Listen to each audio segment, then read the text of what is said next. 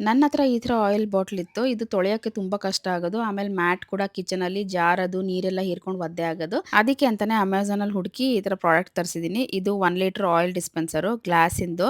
ನಾನು glass items ನಂಗೆ ತುಂಬ ಇಷ್ಟ ಆಗುತ್ತೆ. ಸೊ, ಅದಕ್ಕೆ ಅದನ್ನೇ ಹುಡುಕ್ತಾ ಇರ್ತೀನಿ. ನೋಡೋಕ್ಕೂ ಅಸ್ಥೆಟಿಕ್ ಆಗಿ ಕಾಣುತ್ತೆ. ಇದು ಬೋರೋಸಿಲಿಕೇಟ್ ಗ್ಲಾಸ್ ಯೂಸ್ ಮಾಡಿದ್ದಾರೆ. ಚೆನ್ನಾಗಿದೆ, ಲೈಟ್ ವೆಯ್ಟ್ ಆಗಿದೆ. 1 ಲೀಟರ್ ಆರಾಮಾಗಿ ಇಡ್ಸುತ್ತೆ ಎಣ್ಣೆ. ಅರ್ಧ ಹಾಕಿ ಅರ್ಧ ಪ್ಯಾಕೆಟ್ ಇಡೋದೇನಿಲ್ಲ. ಆಮೇಲೆ ಮುಂದೆನೂ ಲಿಡ್ ಕೊಟ್ಟಿದ್ದಾರೆ. ಮೇಲ್ಗಡೆ ಸ್ಟೀಲ್ ಲಿಡ್ ಕೊಟ್ಟಿದ್ದಾರೆ. ಮತ್ತೆ ಕೆಳಗಡೆ ಸಿಲಿಕಾನ್ ರಬ್ಬರ್ ಮ್ಯಾಟ್ ಇದೆ. ಸೊ, ಸಡನ್ನಾಗಿ ಒಂದೇ ಸತಿಗೆ ನಾವು ಇಟ್ರುನು ಅದು ಒಡೆದೋಗುತ್ತೆ ಅನ್ನೋ ಭಯ ಇರಲ್ಲ. ಆರಾಮಾಗಿ ಇಟ್ಕೋಬಹುದು. ಮತ್ತೆ ಒಳಗಡೆ ಕ್ಲೀನ್ ಮಾಡಕ್ಕೆ, ವಾಶ್ ಮಾಡಕ್ಕೆ ಕೂಡ ತುಂಬಾ ಈಸಿ.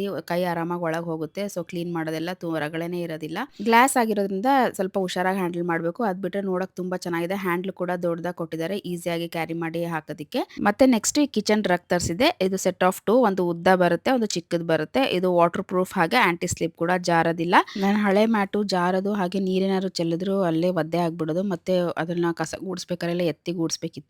ಬಟ್ ಇದು ಹಾಗಲ್ಲ. ಇದು ವಾಟರ್ ಪ್ರೂಫ್ ಇರೋದ್ರಿಂದ ಇದು ಹಿಂದೆ ನೀರು ಒಂದ್ ಸತಿ ಬಿಡೋದಿಲ್ಲ. ಇಲ್ಲೇ ಹೀರ್ಕೊಳುತ್ತೆ.